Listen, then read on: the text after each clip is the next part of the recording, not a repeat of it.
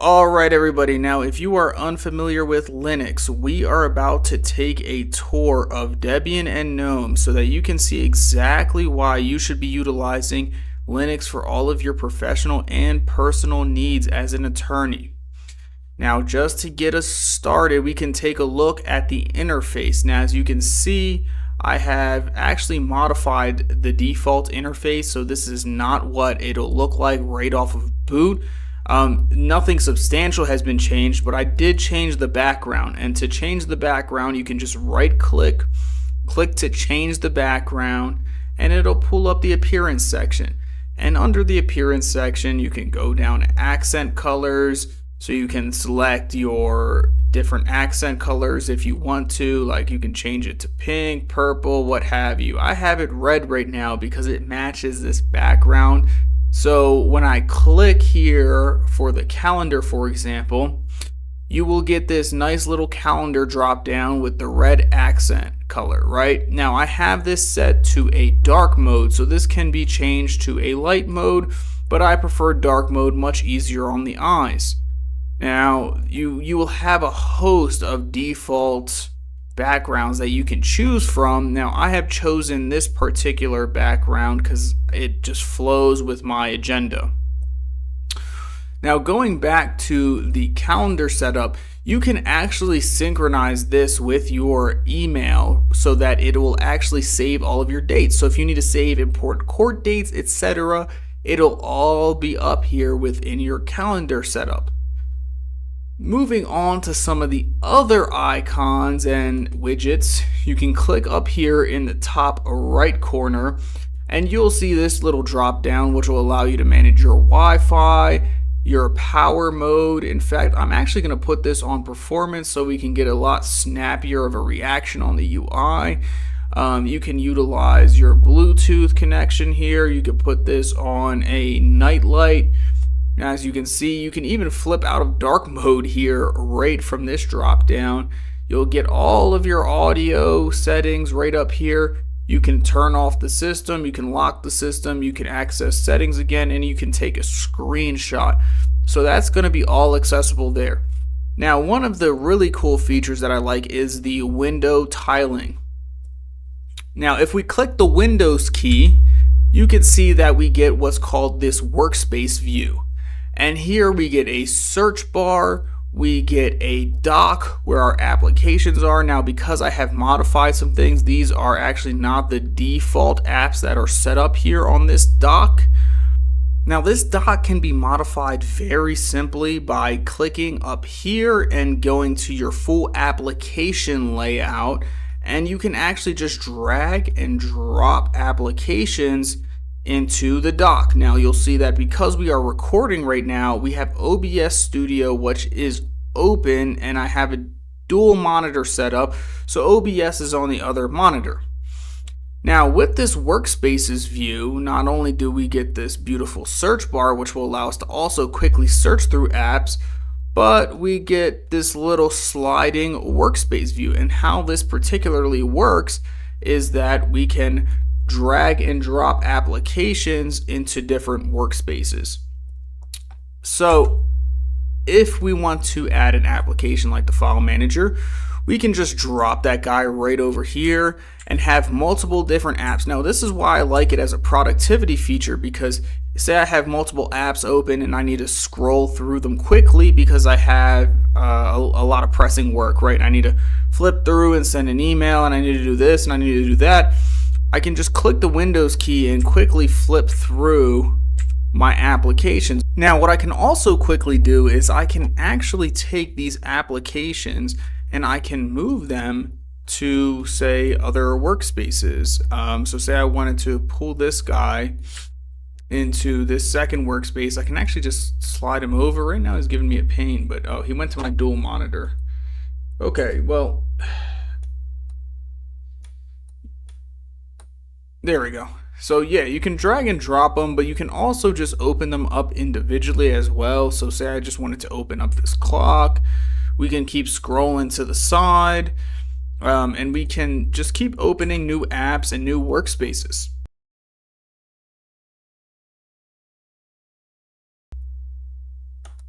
Alright, now if you're like me, you are probably asking yourself what you are going to be using for your Office suite. And well, if you want to use the default Office suite, all Linux distributions, or most of them at least, unless they're bare bones, come with LibreOffice. And your version of Microsoft Word is going to be LibreOffice Writer. So you can click this to load it up, and what you're going to see right now is the dark mode version of it. So this can be changed later if you want to. Right now the text is in white, but obviously if you were to print it, it would not come out as white. It would just come out as the standard white page, black font. So what you can see here is this is essentially a mimicked font of Times New Roman called Liberation Serif. Now typically, depending on your court rules, they typically will stipulate Times New Roman or some other 12-point serif font. So usually there's some wiggle room in terms of fonts. I mean, I have seen law offices not use Times New Roman and be perfectly fine. So it's really a point of preference, whether you want to use Times New Roman or not and go get the license, or whether you want to use the default serif font. You can also theoretically copy the font from a Microsoft Windows distribution and move it over to your Linux distribution, and then you will have access to Times New Roman, although you would be violating the license for that copy of Times New Roman by duplicating it and using it on another computer, so you probably should not do that, but it is theoretically possible for you to do so. Now, while many users may be satisfied with the standard LibreOffice installation, there is a better option out there, and we will go over that shortly, but first we need to talk about installing software. Now, to get started with installing software, we're just going to close this out, and then we're going to open up our software store. Now, by default, there will be some apps here already that you can download, but it's really not going to be the most popular apps that you really need to download for your personal and professional workflows. And also, I think that they could use a little bit of assistance with the recommendations here, because some of the recommendations are apps that I have no interest in ever using. But that being said, let me check out the web browser, and we're going to go over to a website that is going to have additional apps for us, and this is going to be FlatHub.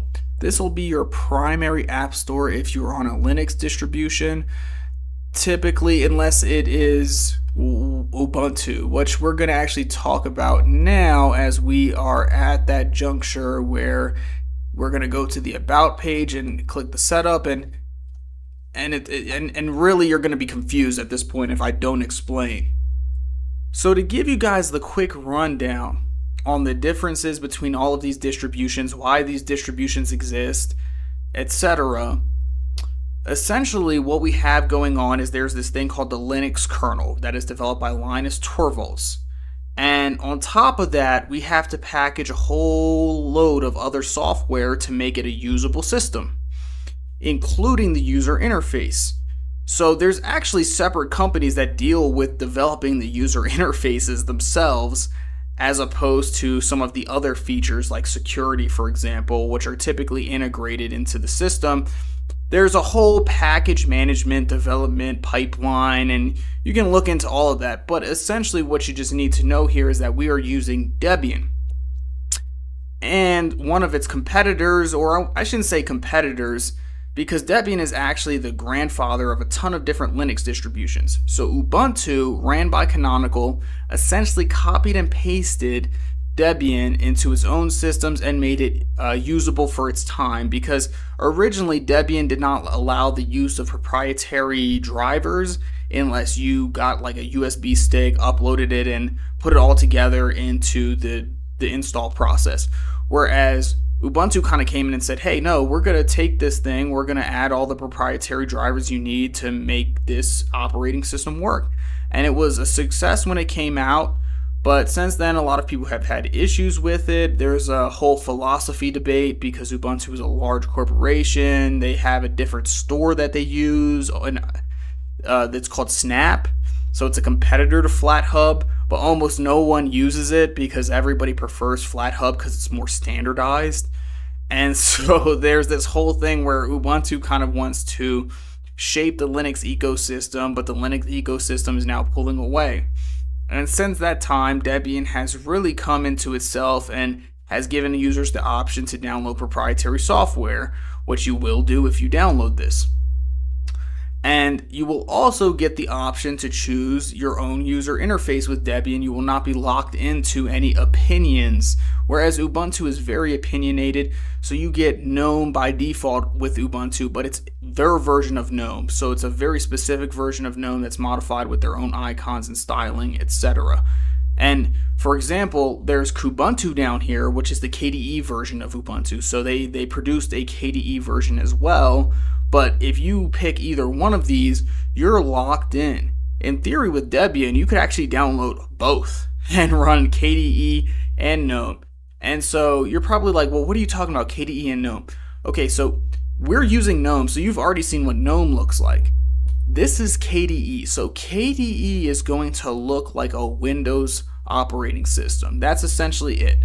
Now, I don't think it's as consistent as GNOME, and I did use KDE for a couple years. I used it one with a Fedora spin, and I used it with a, let's go back here. I used it with, I believe I used, I used Kubuntu. That's what I used. So I used Kubuntu for a bit. So that's actually why I've moved from Kubuntu to Debian, because I can go with the OG. I'm not locked into any proprietary software. Canonical is kind of like the Microsoft of the Linux space.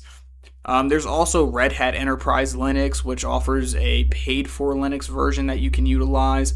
They also make a free version called Fedora that they use for testing to their main Red Hat systems. So you don't want to use Fedora for professional use, just plain and simple. You typically want to use something like Debian. You can use a Red Hat Enterprise Linux. You can use an Ubuntu. I wouldn't recommend Arch Linux unless you like shooting yourself in the foot. So that all being said, I hope that was brief and explanatory enough for you to really understand at least a little bit of what's going on between these distributions. And you might even notice that there's a Chrome OS here. So yeah, like Chrome is its own Linux distribution, and you can utilize that, but obviously you're locking yourself into Google services and the limits of a Chromebook. Now that we have that out of the way, we can just simply click on the Debian icon to get the installation.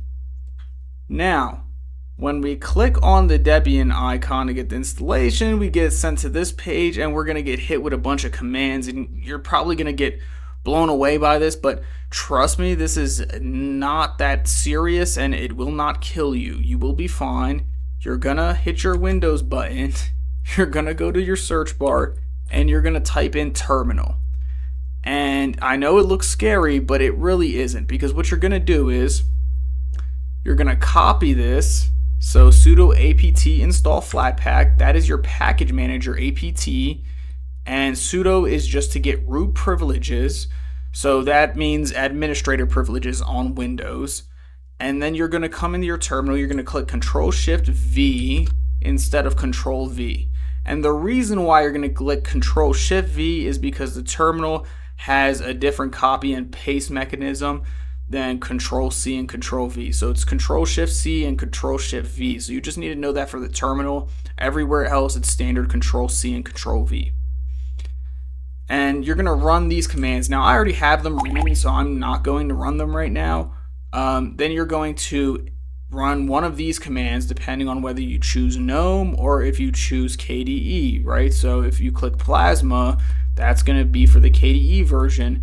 So it will not work properly if you are on the GNOME interface like we are here today.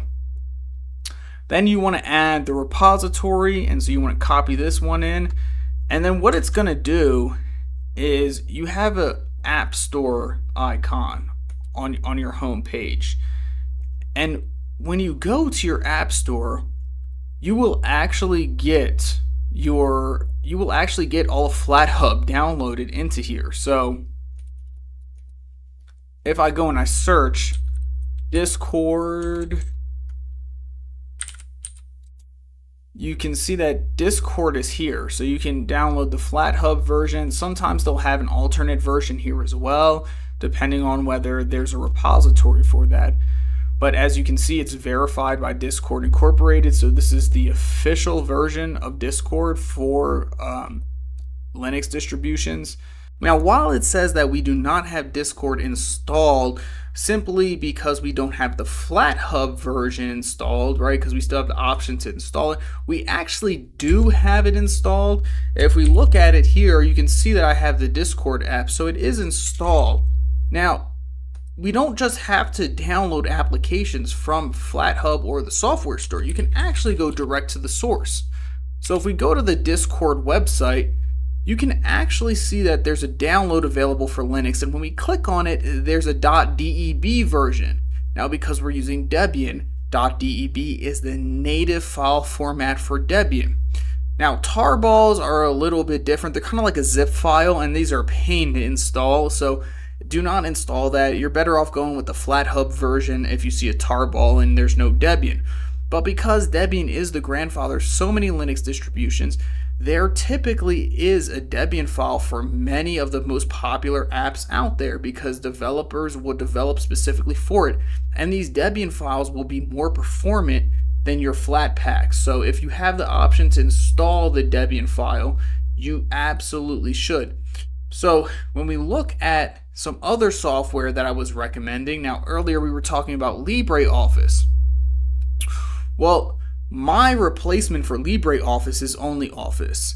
And as you can see here, when you go to the downloads page, you will see that there is a Debian download for it. So just to take you quickly through OnlyOffice, it provides you a full Office suite.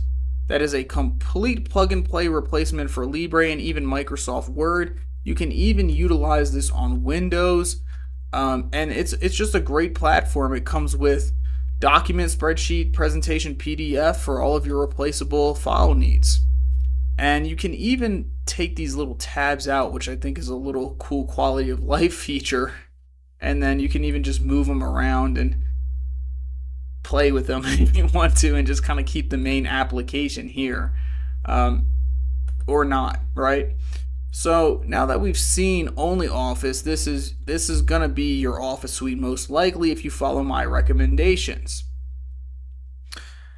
And I think that pretty much wraps it up, except for Thunderbird. So if you want an email client, like if you're using Gmail or Outlook, there is a online version for it, but if you wanted something more native, you can use Thunderbird. Thunderbird is the de facto email client for most Linux distributions. If you want to download it, I wouldn't download it from their site directly because it is a pain here. They actually only give you the tarball version, so again, you can go with the FlatHub, or you can go into the terminal and you can type in sudo apt install Thunderbird all lowercase. But in essence, that brings us to the end of our video here, so I hope you really enjoyed this tour of Linux. There's a whole lot more to learn and unpack, but I hope that you can see that Linux is a viable operating system going forward into the future.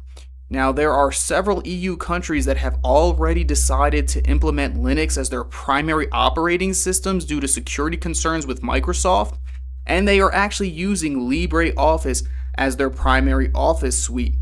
So at the very least, I hope this video has piqued your interest in Linux, and if you enjoyed it, please leave a comment, like, subscribe, and share.